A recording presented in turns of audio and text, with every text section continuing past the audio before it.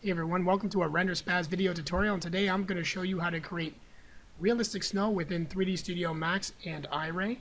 And what you see in front of you here is a rendered image of a macro shot of snow that I've created. This is a pretty straightforward scene, there's not too much to it, and within no time you're going to get some pretty cool results. I'm focusing on details of the snow here. I'm not focusing on a wide spread of snow, but you can definitely use these techniques to get in larger scenes, but this is a macro shot. So what I'm focusing on here is that crevice that you see in the middle here and the details that you see within the snow, like just a little notches knocked out of the snow and then pieces thrown into the middle there. You can see these little clumps and stuff. I just wanted to show the detail. So let's get to it and I'll show you how this was created. So what I have here, I'm going to just get this out of the way. So what I have here is just a plane, okay, in the center of the grid and a camera. The plane is not so big. I'm trying to keep it close to real world scale size here. So we just want to make sure that this way, if it's small enough, we can actually use a depth of field to have a correct blurriness to the shot. Okay, so let's get to it, and it's going to start with the materials. So the first thing that I want to do is set up a lighting setup here. So we're going to go to the top view, and I'm using an HDR. Okay, you can use whatever HDR that you choose, and it's pretty straightforward. And then our output, I'm going to put this to about 2. So just get a little bit brighter in the scene. I'm going to head over to our right panel here. Under the lights tab, we're going to come over to standard. We're going to make sure we use a skylight. Put that just away from our camera here so we don't get it all confused with the grid or the plane. Then what we're going to do is we're going to cancel this skylight, so we're pretty much disabling the max default light setup here. Okay, so we're not really actually using this, we're just disabling it. Disabling the max default lights. So now from there we're going to come over to our environment in the rendering tab here, and we're going to drag and drop, and you've got to make sure that your output is, or sorry, your coordinates are on environment and you're using spherical environment. Okay, so we're going to drag this over into environment slot. We can use it as an instance. This way if we want to make some changes in the material editor, it will affect here, and we're going to use the map. Okay, so now when we hit render, let's bring this over here. Whoops, hold on a minute here. Go to render setup. We're going to go to active shade. Got to make sure we're on the right viewport. Now hit render. Okay, and right now you don't see much. You just see the plane. Okay, you don't see any snow at all. But that's because we have to add displacement. So what I'm going to do is I'll come over. Let's cancel this out. We're going to go into an empty slot here, and we're going to get we're actually going to use the IRAY material, and you can pick, if you Google IRAY material plugin. If you do not have this, you need this material plugin to follow along with this tutorial. But if you type that in Google, you'll get the download link for that. Okay. So what we have here is we'll just apply that to the snow or to our plane, and then now we're all set to go. So we can start to bring in our texture. Okay. So the texture, like I said, I went outside, took a snapshot of snow.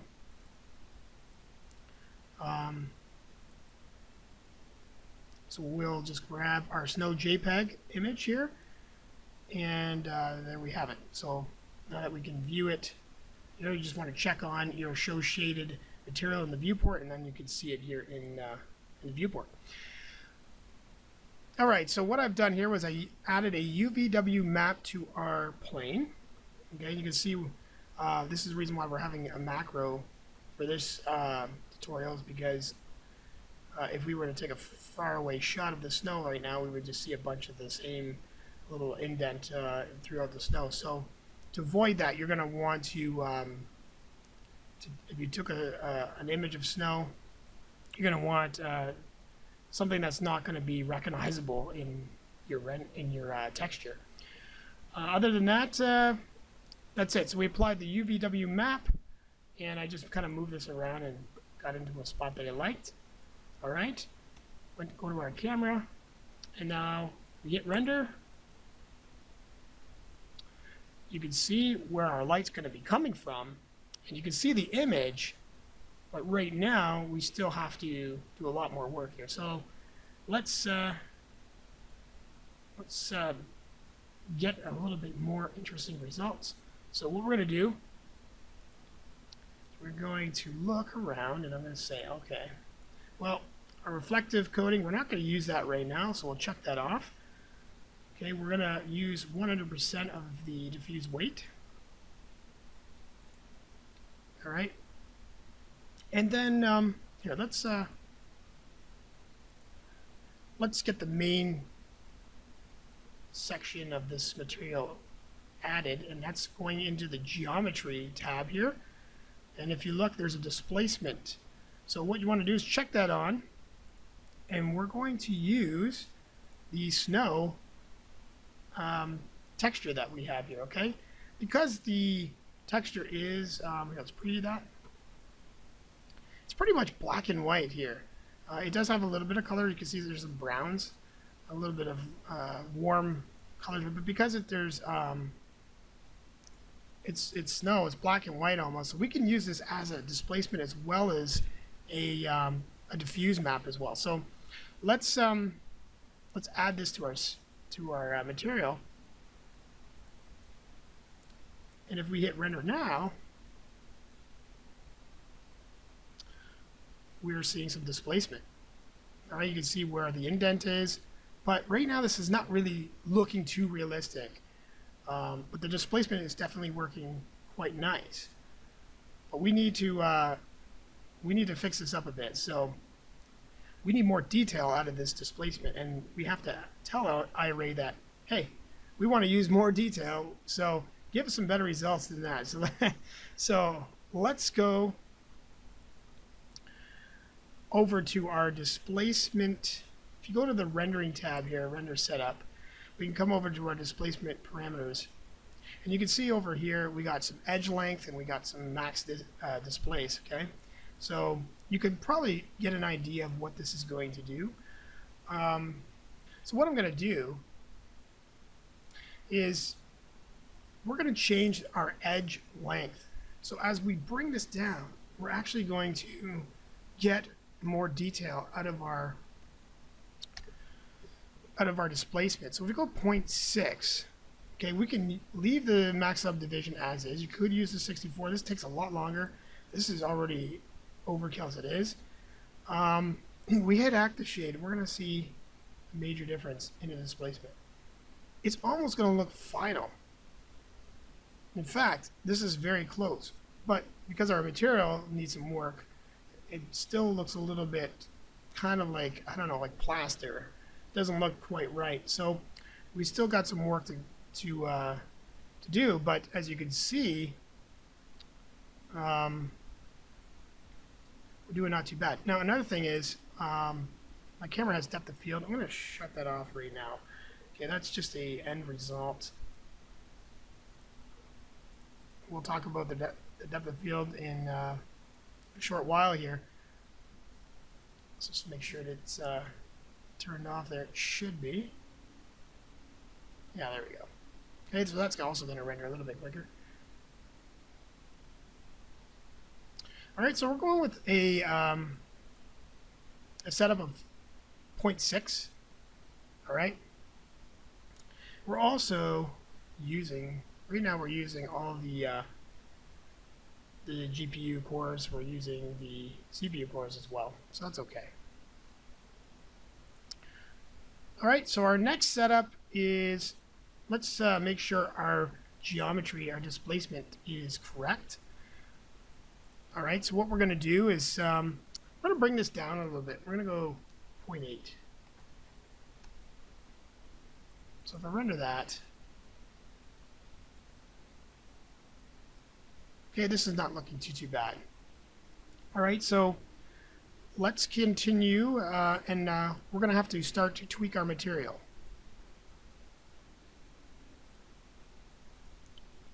So we'll head up the stack here. We're going to make sure we don't have any reflective coating added. Okay, we're going to shut that off for now. And we're going to go over to our diffuse, make sure that that is at 100%, and we're using the texture as in the material slot. And then we want to add translucency. Okay, so if I hit render, we now have the translucency on. So with it on, we see it brightens up a bit. When we shut it off, you can see it gets a little bit darker. Okay, but what we're going to do is we need a little bit, because we need the snow to glow just a bit. So if we say we want to go to a red, I'm just going to show you here that you can see the translucency already being in effect here. So we can see that by changing the weight value, is it okay? Changing the weight value, if we hit 1, we're at 100%. We're taking all this color in. Okay, what we're going to do is we're going to go 0.62, and we're going to just use a little bit of a warmer color. So I'm going to pick something around the browns a little bit here, just a bit. Just want to get a little bit hints of that brownness into the shot for the time being. Okay, just a little bit of warmth. Right? Okay. And then what we're going to do is we're going to drag our material. Hold on a sec here. I'm going to use 1 GPU at the moment. So I'm trying to record this video plus it's getting a little hefty there. And also trying to run IRAY at the same time. Okay, so let's make sure we're on shaded mode here. Let's just tone this down a bit. All right. So now our glossiness, we're just going to drag the color map here, or our texture, okay, into the roughness. And then what we're going to do is we're going to go over to the volume tab. All right, and we're going to add some absorption in. Okay. And also we need to add subsurface scattering. So this is going to play a big role, because this is going to give us, a little bit of subsurface scattering as well, and it also ties in with your translucency. So we're going to make this a little bit blue. We're going to get a little blue color in here, just a little hints of that. And we're going to put the subsurface scattering up to 1. And our direction, we're going to say 0.39.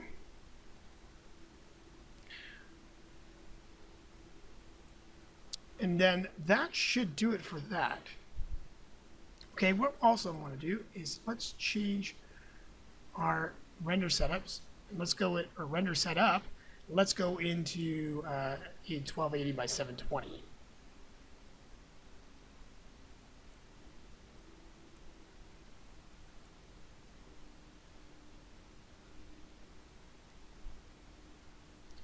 All right, so as you can see, everything's looking quite nice. We still have some work to do, but everything's looking very nice there.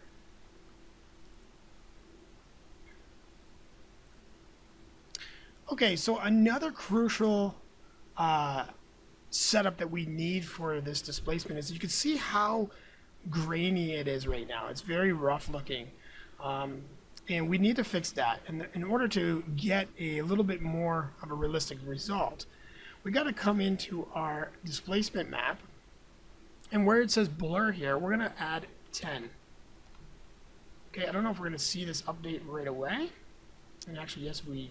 let's go back to our render here and see if we can see it now.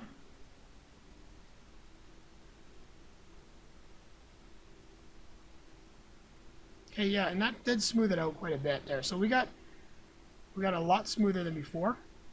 So that's good. Okay, but we still got to do a little bit more work. And our next piece here is we got to go up to our reflective parameters here. So we got to change the reflective coating. So right now we do have it on. What we're going to do is we're going to go 0.59. Okay, so we're going to bring this down quite a bit. And we're going to use a blue. Okay, I do have some settings here that I'm just going through. All right, so we get a little bit of blue in the reflection here. And that's good so far.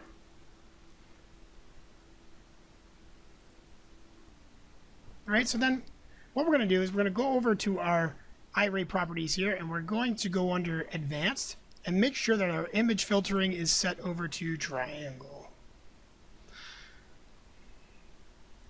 We can now, I'm not going to use everything yet. We're just going to wait for that. Okay, cancel this out.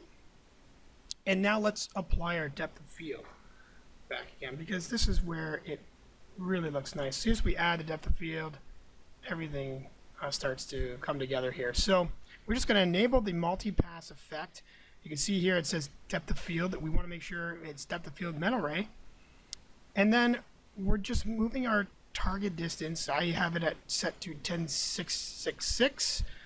Okay, and you can move that around. That's where our center of focus is going to be. Okay, and then we got a 0.1 on the f-stop here, and that's what controls our shallowness of depth of field, so how much blur we're going to get. So I'm at 0.1, and oops, if I hit the I go through the camera here and hit render, you're going to see that it starts to really kind of blur out the shot. It makes it look realistic, and it looks like we're now focusing. We lose those harsh details that we're seeing, and it's kind of smoothed it out, and now it gives us like a macro look. Okay. So we still have to do some adjustments, but our depth of field now is looking really nice. We're focusing on the middle area here. You can change the focus by just dragging up your target distance. And if you wanted to focus, if I move this, say, up, I don't know if this is going to update. I think it should. But now you can see we're focusing a little bit more over here now. Bringing it a little bit more, we'll focus. I don't know, is that working or not? Let's hit, let's re-render that and see if that's going in real time or not here. Okay, yeah, so that wasn't working. Okay, so we'll go back to our settings here.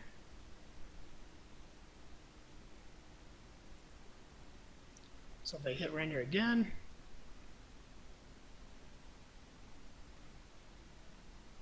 you get the idea. As you move that around, you'll focus on different areas of the scene. Okay, so now that we have our scene set up, what we want to do is we got to start working on our exposure controls. We got to start bringing down some of these. This is really, we have a lot of hot spots on the top right here, but we're not looking too bad. But we need to do some work. So. Oh, and there's another thing here I forgot. We have to come up and change our roughness to 3.7 here. 3.37. There we go. And then one more other thing. We just got to make sure that our glossiness, our weight, is actually set to 0. Okay? That's crucial. So we want to make sure that that's really going to affect how our displacement is reacting with the light here. So now you can see it's a little bit dulled up. It looks a little bit cloudier or puffier, and it just really starts to look a little bit more like snow. Almost like there's maybe a coating of ice on the top. But this is very nice effect. And then the other thing we just got to do, like I was saying, is that we got to go into our environment, or sorry, actually, yeah, okay, our exposure control. So what we want to do, we want to come down to this tab, and we're going to go to MR photographic exposure control. And then we're going to come down to our shutter, and we're going to go 0.008.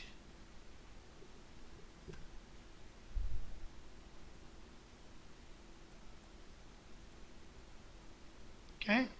We're going to also say our aperture is at 5. How's our effects working here? Let's see. Oh, it should. This is active shade, so it should okay,